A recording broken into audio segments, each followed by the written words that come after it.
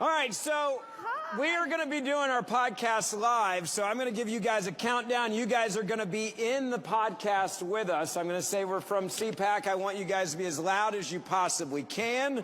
Are you ready? All right, here we go. Welcome, it is Verdict with Ted Cruz, live from CPAC 2025. Senator, I like this being our annual time to hang out with fun people. Well, it is great to be back with CPAC, and I got to say, CPAC this year, there is energy, there's excitement. Yeah. It turns out winning doesn't suck. It does not. And we have a guest. We have the Attorney General of the United States, Pam Bondi.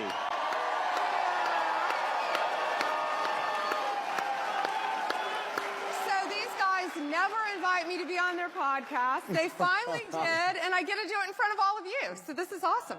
Well, Pam, I will tell you that there is some good karma to being on this podcast at CPAC, because the last guest we had at CPAC was someone named J.D. Vance, and he's done all right for himself. Yeah. He's a great man. So, welcome. Thank you.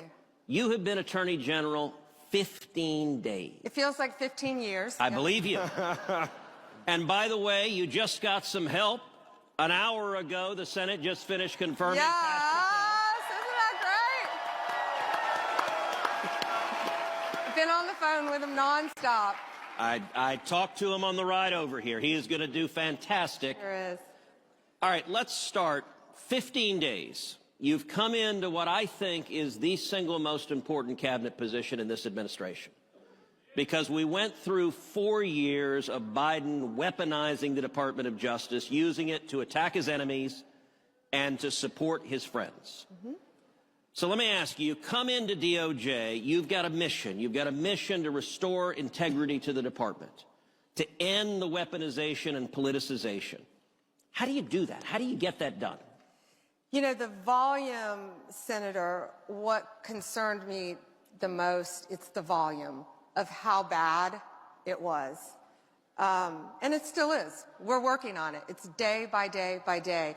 But we've got a team of great people, and on day one, I issued 14 executive orders, and number one is the weaponization ends, and it ends now. And that's what we did. Let me ask you something. In the 15 days you've been there, how many DOJ employees have said something to the effect of, thank God? A lot of them. I believe you.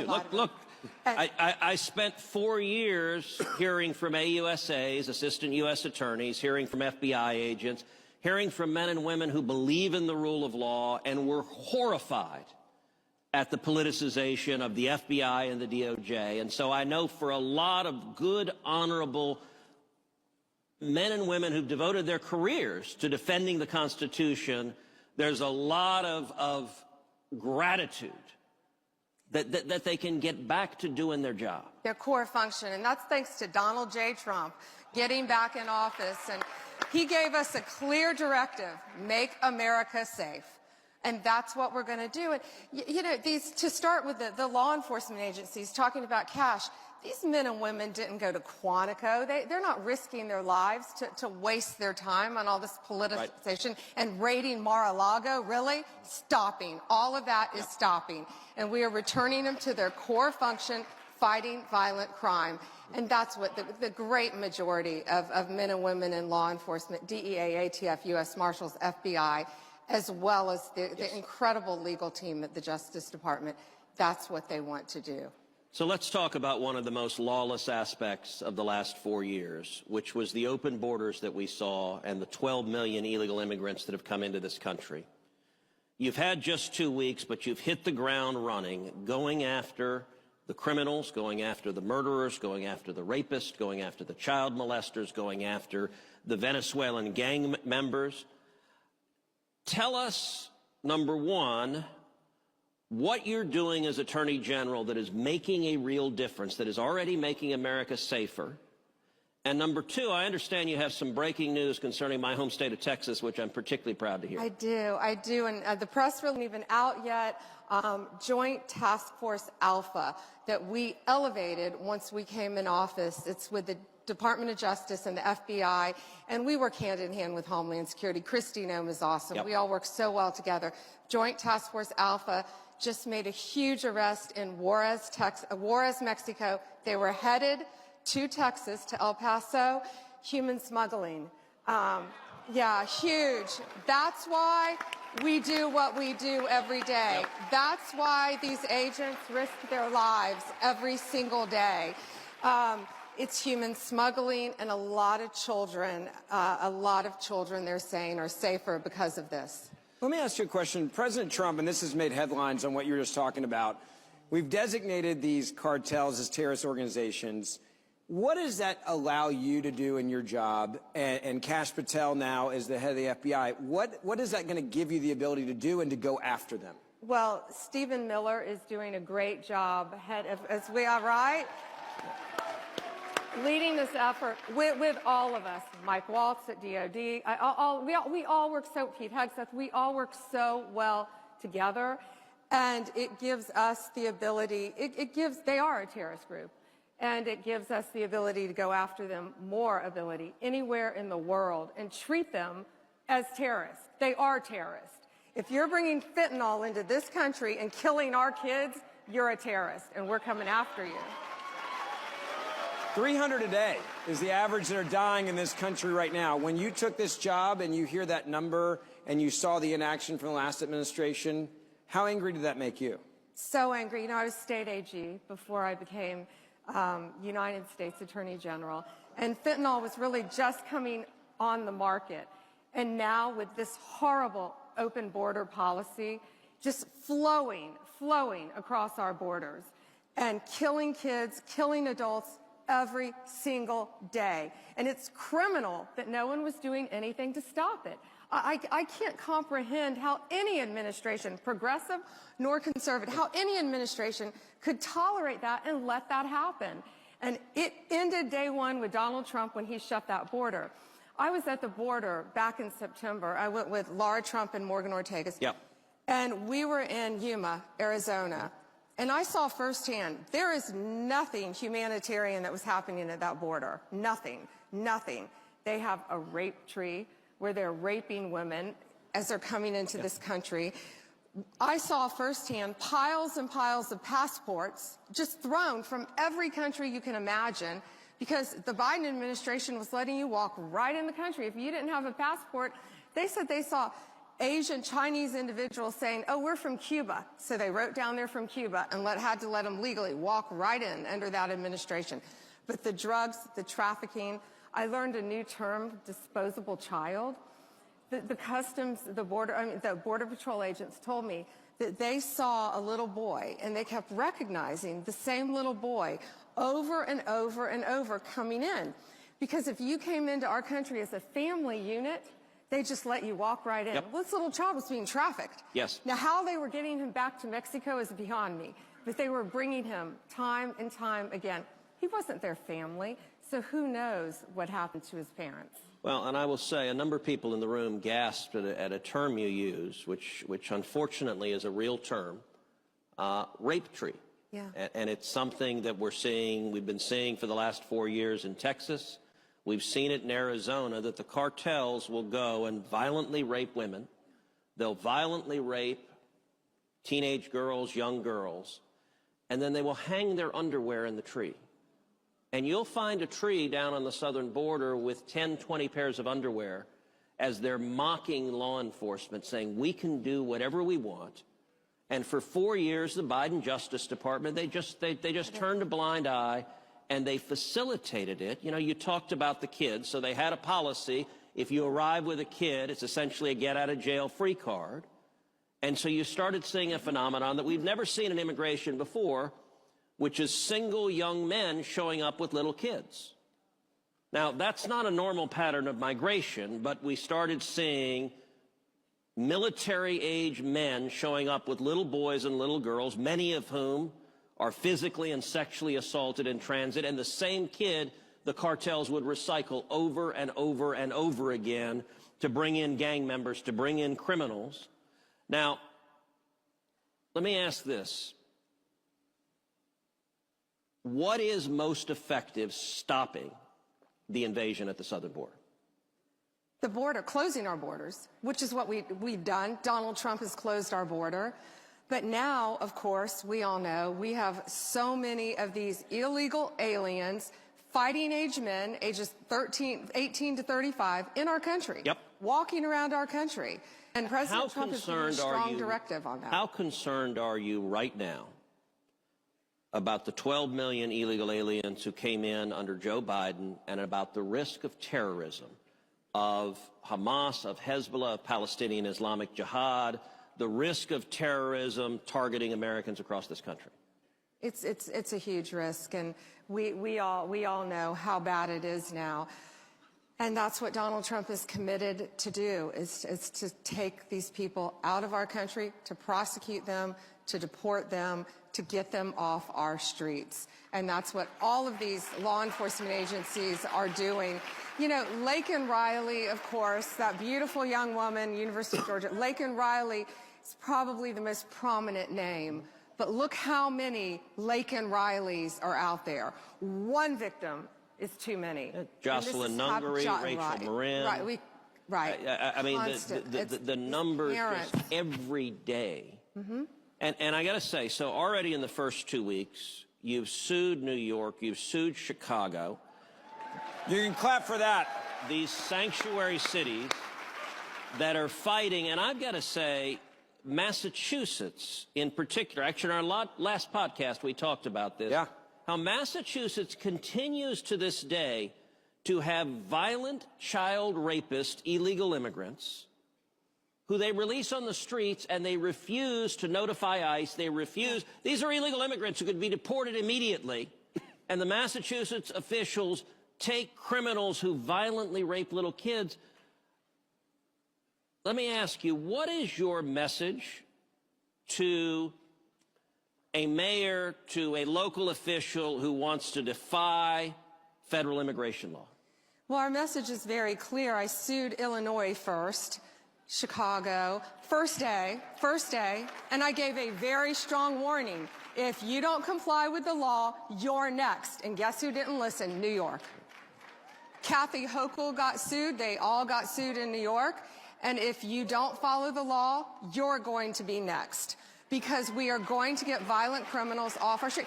And, you know, Senator, it's more than that. They're endangering the lives of our great men and women in law enforcement. Yes. That's what people don't understand. When you're hiding illegal aliens from law enforcement, you're endangering their lives. It's gonna stop. So let me ask you, 2 weeks into it, you've been at DOJ. What's your assessment? Is it as bad as you thought it would be? Is it better? Is it worse? It's worse. Of course, it's now worse. You inherited chaos. Worse meaning, yeah, that department had completely lost its mission of fighting violent crime. Look what they did to President Trump. Look at the weaponization, and weaponization ended. And the deep state is very real. I think all of you in this room know that. It's very real. And people trying to undermine everything you're doing. You know, 3 weeks into it, I went in one department and found huge 20 by 20 glossies of Joe Biden, Merrick Garland, and Kamala Harris still hanging up in my office. They're gone. They're gone. They're gone. And guess what's replacing it? A very handsome photo of a man, Donald Trump, is in its place right now. Not the one in the hallway, right? That picture? That one. That one, okay, I like that one. That one's replacing. But you know, I make light of that, but that's what's happening. Yeah. You know, he had been in office 3 weeks, and the deep state still had those pictures hanging, and to me, that's defiant. It's insubordination, not going to happen. But you know, what we said, most people, the majority of the people are great people who went to law school, became prosecutors, became law enforcement agents, to fight crime. You've spent your professional life as a prosecutor. Career. How important is it to you to go after bad guys and to get bad guys off the street and keep people safe? It means everything. And the drug epidemic, you know, the fentanyl just flowing into our country now, the terrorists, the gangs, TDA, Transdaigua, MS-13, all of the gangs who are now terrorist organizations. We've got to stop them. And that's why we do what we do. And we all have to work together. And working with Homeland Security has been great, too. So one of the most shocking statistics from the prior administration is the number 300,000. 300,000 children that the prior administration had in custody and that they lost, that they do not know where they are. We know that many of those children are being abused right now. Tell me about the efforts you and Homeland Security and the Trump administration, the efforts you are doing to find those children and to get them out of harm's way. That's top priority, and that's Donald Trump's top priority, to find these victims and to save them. And that's what I truly can't comprehend how any administration would let that happen and not care.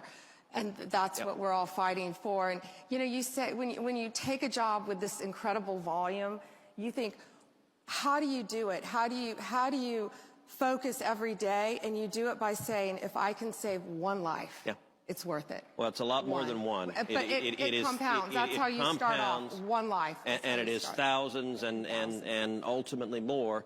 So I want to say something to the folks here at CPAC, which is, as many of y'all know, Ben and I do this podcast, Verdict with Ted Cruz. We do it 3 days a week. We do it Monday, Wednesday, and Friday. We've got roughly 1 million unique listeners all over the country. And we do this to go around the corporate media, to go directly to the American people and to bring the truth and bring the facts. So I want to ask everyone here, many of y'all already subscribe to the pod, but I want to ask everyone here to pull out your cell phone right now. Pull out your cell phone and text the word verdict, V-E-R-D-I-C-T. Text the word verdict to 24005. Again, 24005. When you text verdict to 24005, what you'll get back is a link to subscribe to the podcast. Now, if you're under 40, you know what I'm talking about. And if you're not, ask your kids or ask your grandkids. Although I'll say, if you're at CPAC, you're pretty hip and connected. So you may know as well if you're here at CPAC. But every Monday, and subscribe doesn't mean it costs you money, to quote your dad. Oh, my father points out that my dad is 85, and he said when he hears subscribe, he thinks it's a magazine subscription. There's no charge. It just magically appears in your phone early in the morning on Monday, Wednesday, and Friday. And we bring in guests like the Attorney General of the United States, and we focus on what is happening, the victories that President Trump is winning, and the news that the corporate media won't cover. Yeah. I want to ask you... 24005. I want to ask you a question. It's one that I've been dying to ask you, and it deals with all of the pardons that were given out from Joe Biden at the end. There were a lot that went to his family. Mm-hmm. It is what it is. There's one person he did not pardon. That would be himself. There are a lot of people that think there should be accountability. Should this be something that is looked at to see what he did while he was president? Don't you find it very interesting that they attempted to prosecute the president for having documents in the most secure place in the world other than the White House, Mar-a-Lago, and he had the security clearance to take them, yet Joe Biden, who had no security clearance to take them at the time, had them in his garage with his drug addict son going in and out of his garage, yet what did they say about him? Too old to prosecute. Frail old man. But listen, Donald Trump and I have not talked about that at all. This is not about targeting. This is what they do to us. This is not about targeting. This is not about weaponization. This is about keeping America safe and going forward and prosecuting violent criminals. If you committed a crime in this country, no one is above the law. I will say that. No one is above the law.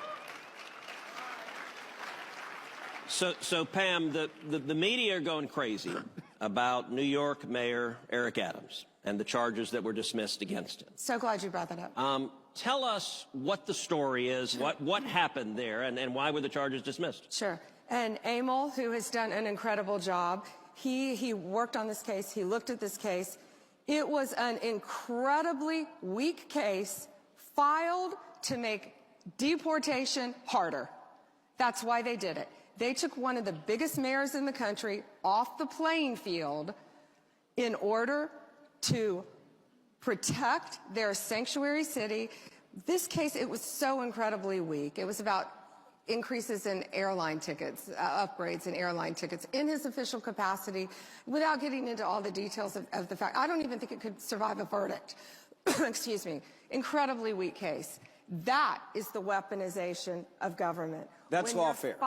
That's lawfare. When you're filing cases like that to keep someone who criticized Joe Biden, who said they took away his security clearance so he could not get the details, so he could not help enforce the deportation efforts in New York. And, you know, these people are going after him. Ride a subway in New York. It's not safe. Yep. Violent crime is at an all-time high, and that's what they're doing. So it's not about weaponization. It's about ending their weaponization of the government and fighting violent crime and enabling cities like New York and mayors like Eric Adams to enforce Donald Trump's immigration policies. I want to ask you, and go back to something you said a moment ago. We were talking about cartels, and they have been able to set up networks, and we see this coming up now more often, where they're controlling states and cities and states and the entire flow. And they've been able to do this and set it up without having to worry that anyone's going to stop them. We're seeing this not on border states, but all over the country, this network. At what point do we get to start dismantling that? How long does that take? How much time is that going to take? Because they've been here for quite some time with the last administration. Yeah, there's a lot I can't talk about now. But very publicly, I think you've seen a lot happen. A lot is happening every day. Our great men and women in law enforcement are out there. It's a joint effort with our office and with Kristi Noem. And again, we all work so well together, whether it's Mike Waltz, Pete Y'all are Hegseth, friends. I think people don't understand this. Like, this is a group in this administration, and you and I have talked about this on the show. You guys are friends. Like, y'all know each other before you got here. How important are those relationships that you say, hey, I trust, excuse me, I trust you. Vital. I trust you. I trust you. I got your back. Let's go to work. Vital and crucial. And Mike Waltz and Kristi, we're on the phone with each other all the time. And to change the topic just a little bit, just to give you an example, Lee Zeldin, a dear friend of mine. Great guy. On President's Day. I'm running the EPA now. EPA, Lee Zeldin, great administrator of EPA. I'm on the phone hours with Scott Besson, our Secretary of Treasury, and Lee Zeldin. And, you know, we've seen, thanks to Elon Musk, my buddy's great work. Yep. And it's been reported, look what they're doing at EPA. I'm changing the subject a little bit, but they're giving out billions of dollars after Joe Biden lost the election, trying to push this money out the door. Virtually shoveling cash out the windows. As they said, gold bars. Yeah. Let's throw all the gold bars off the ship. Yep. And we're stopping them. We're stopping them in real time. We're going after them. But it's because we all pick up the phone and we talk directly to each other. So we're able to work together, you know, talk to Marco Rubio and look at the men like Steve Witkoff out there, Rick Grinnell, what they're doing working with Marco and Mike Waltz and all the people that they're saving around the world. And that's thanks to one man, Donald Trump.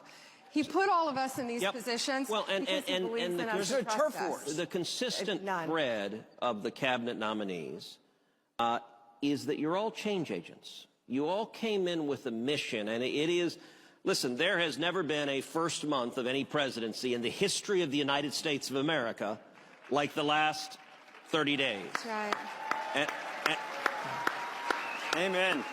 And I'll tell you, I have had great joy turning to my Democrat colleagues in the Senate and just deadpanning, well, 3 years and 11 months to go. And they literally start twitching. They have facial tics that they cannot suppress. Yeah. But, all right, Pam, one of the things that people like about this podcast that we try to do is we try to bring people behind the scenes to actually understand what's going on behind closed doors. So tell us about your first day as Attorney General. You're confirmed, and like day one, when you get sworn in, just walk everyone through what day one of being Attorney General of the United States is like.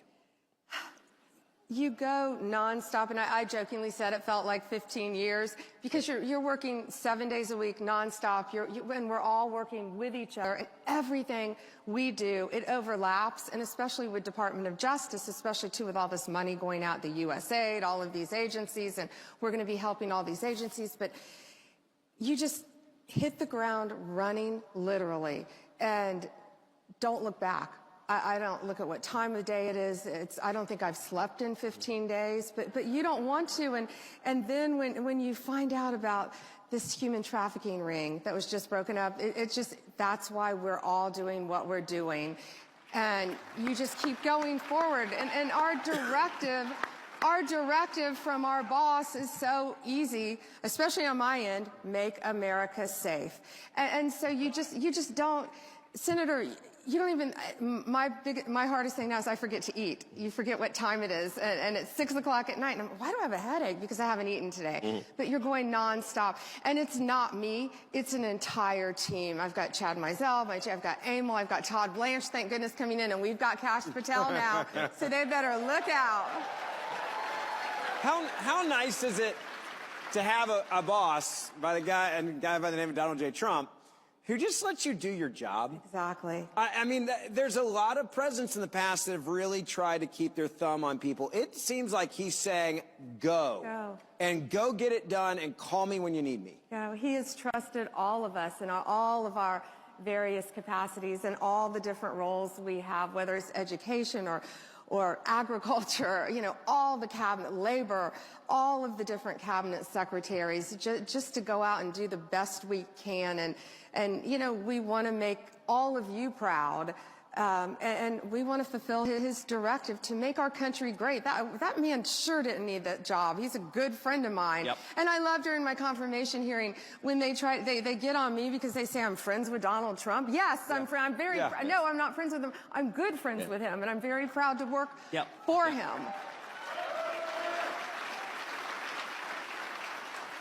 You know, when you look at weaponization and politicization, part of it is using it to attack your political opponents, and we've seen 4 years of that under Joe Biden. Yeah. Another part of it is turning the other way at your political allies and refusing to enforce the law against them. And I think one of the most egregious examples we've seen over the last 2 years is the rising anti-Semitism on college campuses. Amen. The violent protesters and rioters, many of whom are not students or not affiliated with the universities, and they are threatening students. You look at Columbia University, the Orthodox rabbi there sent out an email to the Jewish students on campus and said, do not come to campus because the university cannot and will not keep you safe.